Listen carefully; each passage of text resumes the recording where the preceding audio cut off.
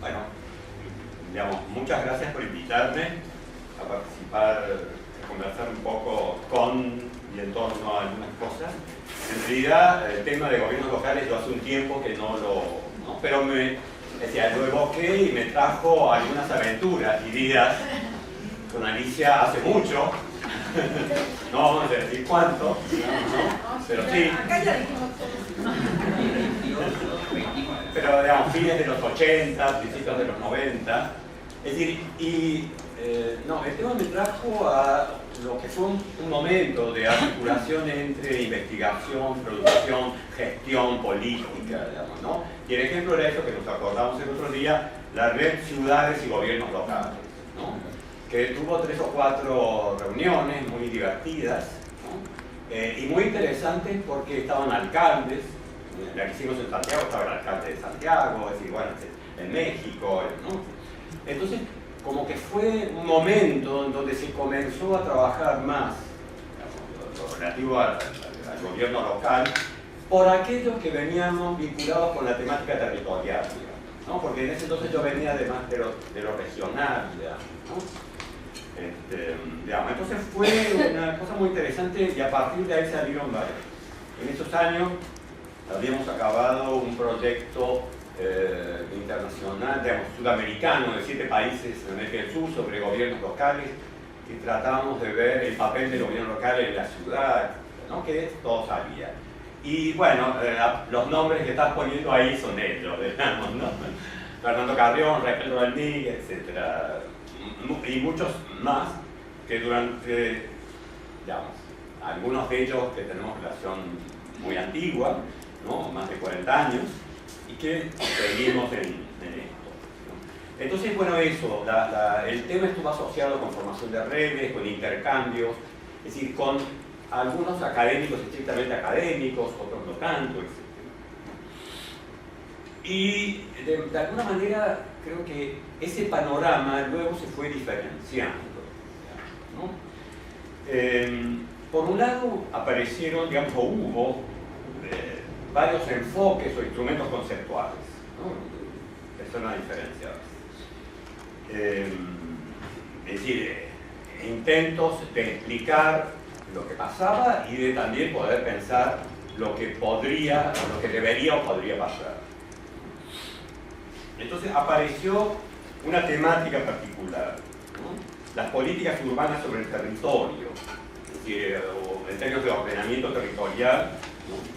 Servicios urbanos y política social. Entonces, el tema municipal se asoció, parece, a eso, o sea, a lo territorial, y en ese sentido aparecieron el ordenamiento del territorio, el suelo, la planificación, ¿no? Las políticas vinculadas con eso, el tema de servicios sociales que se desarrolló mucho vinculado con local, y la política social. Y además, esos estudios incluyeron, un poco como de contrabando, el tema de la urbanización popular, ¿no? No era un tema en sí, pero apareció allí. Y por otro lado, distintos enfoques, digamos, ¿cierto? Administración y gestión, descentralización, democratización, gobernabilidad, gobernanza, ¿no?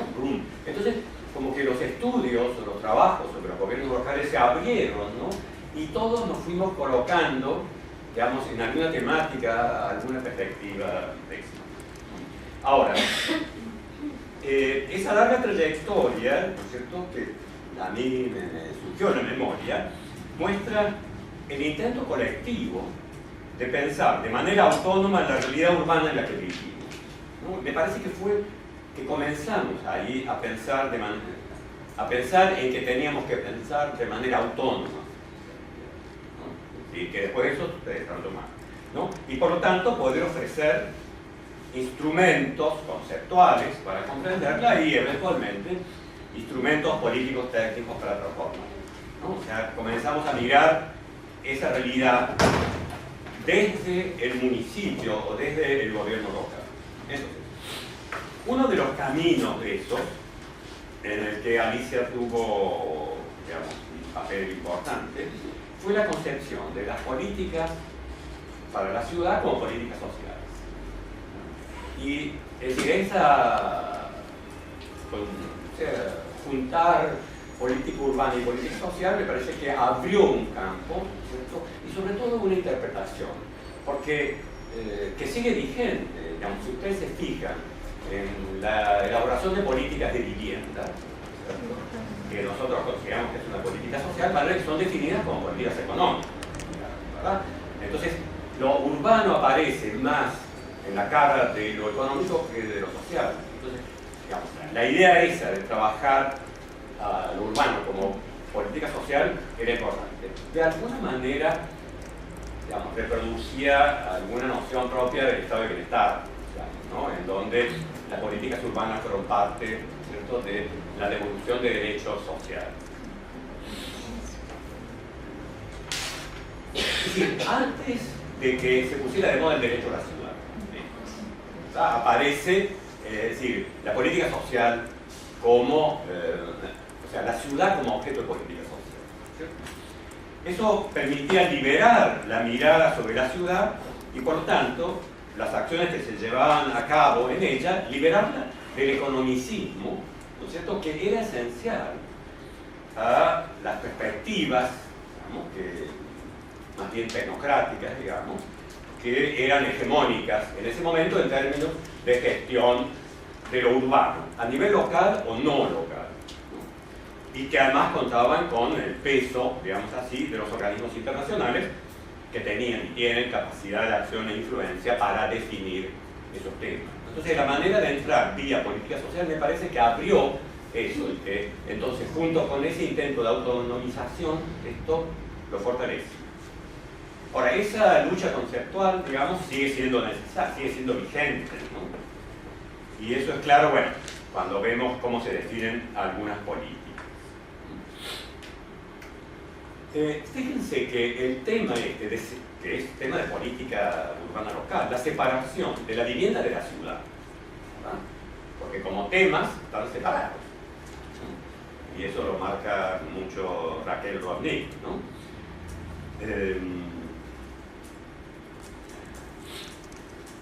Me perdí. Bueno, esa separación así, claro, se le impone, esa separación se le impone al municipio. Por un lado, en tanto financiamiento, ¿no?, y en tanto propuestas que vienen de arriba.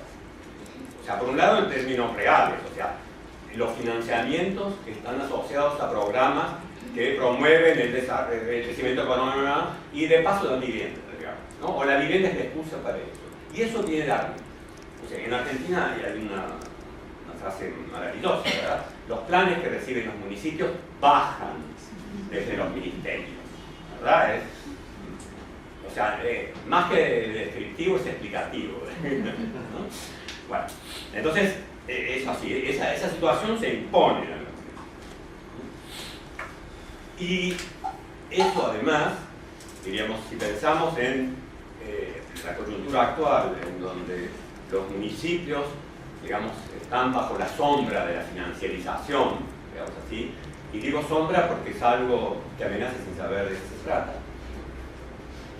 Afortunadamente, por el atraso de Argentina a entrar al mundo, digamos, el peso de los procesos de financiarización son mucho más elementales, débiles y menores que en el resto de América Latina, que en Brasil y que en México, ¿no? Y recién ahora se están elaborando instrumentos regulatorios o desregulatorios que permiten eso, ¿verdad? Por lo tanto, no ha habido un peso, ha sido más bien sombra que otra cosa.